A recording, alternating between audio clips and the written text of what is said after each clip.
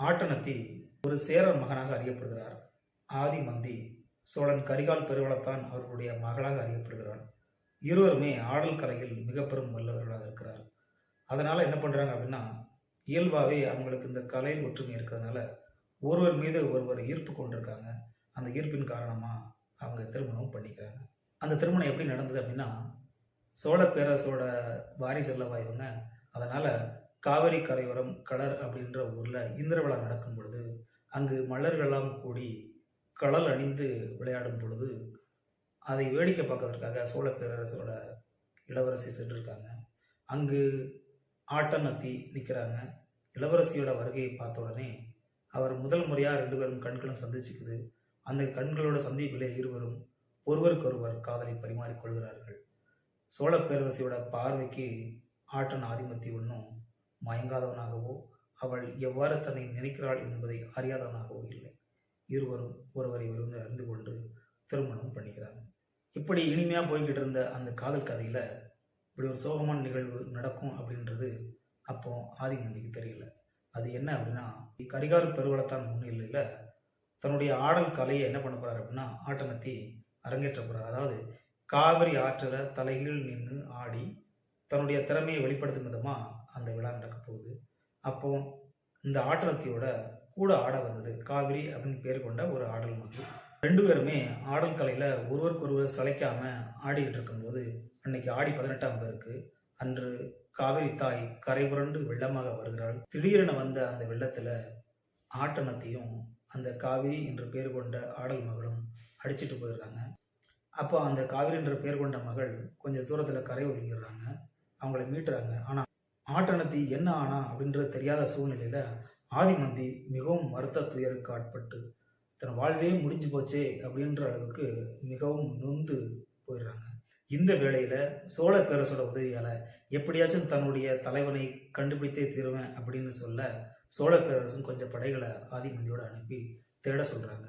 நாட்களும் ஓடுது. 1 மாதம் ஆகியும் கண்டுபிடிக்க முடியல. இதற்கிடையில் ஒரு ஊரில் அந்த ஆட்டனத்தியோட உடம்பு ஒதுங்குது. உயிருக்கு நிலை குலைந்து கரை புரண்டு ஓடி வந்த அந்த உடல் தவிக்குது. அதை மந்தி எனும் மீனவ பெண் பார்க்குறாங்க. அவங்களை எடுத்து தன்னுடைய குடிசையை கூட்டிகிட்டு போகிறாங்க. அங்கு அவங்களுக்கு தேவையான வைத்தியம்லாம் பண்ணுறாங்க.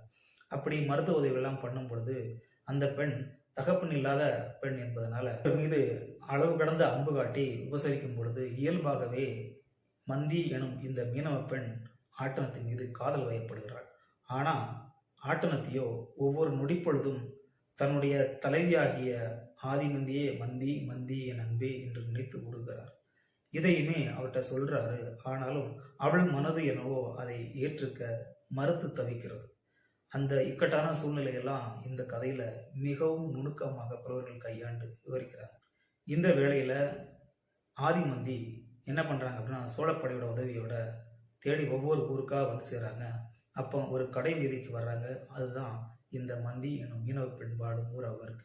நானும் ஒரு ஆடல் மகள், என்னுடைய தலைவனான ஆட்டனத்தி ஆடிப்பெருக்கு அன்று கரை உரண்டு ஓடிய இந்த வெள்ளத்தில் அடித்து வந்து காணாமல் போயிட்டான். அவனை யாரும் பார்த்தீங்களா அப்படின்ற மாதிரி விசாரிக்க ஒரு கணம் உயிரே போனது மாதிரி ஆயிடுச்சு மந்தியோட உணர்ச்சி.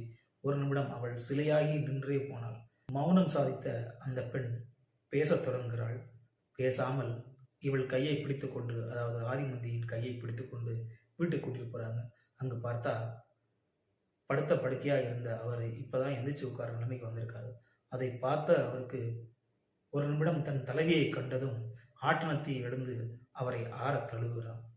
இவர்கள் இருவரும் தழுவிக்கொள்ளும் பொழுது அங்கு இந்த உலகத்தில் அவர்கள் இருவரை தவிர வேறு யாரும் இல்லை என்பது போன்ற ஒரு அன்பின் வெளிப்பாடை வெளிப்படுத்த ஆட்டனத்தி நான் இருக்கிறேன் என்று விதமாக லேசாக அப்படி என்று சொன்னதும் அவர்கள் திடுக்கிட்டு ஆட்டனத்தியை கைகூப்பி வணங்குகிறார்கள். இப்போ என்னுடைய தலைவனை இந்த அளவுக்கு காப்பாற்றிய உனக்கு நான் என்ன கைமாறு செய்ய போறேன் அப்படின்னு தெரியலையே அப்படின்னு கைகூப்பி வணங்கி ஆதிமந்தி தன் தலைவனான ஆட்டனத்தியை கூட்டிக் கொண்டு கிளம்புறாங்க. அந்த ஒரு கணம் அவள் இறந்தே சென்று விடுகிறாள் என்பது போன்ற ஒரு உணர்ச்சி பெருக்குக்கு தள்ளப்படுகிறாள். இவங்க 2 பேருமே கிளம்பவும் அந்த சோகத்தை தாங்க முடியாமல் கடலில் உள் குதித்து தன் உயிரை மாய்த்து கொண்டதாக ஒரு கதை சொல்கிறது. எப்படியானாலும் அவர்கள் இன்றும் வரலாற்றில் ஒரு மிகப்பெரிய காதல் கதைக்கு சொந்தக்காரராக வாழ்ந்திருக்கிறார் என்பதில் எந்த மாற்று கருத்தும் இல்லை. வெளிநாட்டு காதல் கதைகளெல்லாம் தெரிந்த நமக்கு நம்மளுடைய புறநானூற்று சங்ககால காதல் கதை எனும் மருந்தாய்.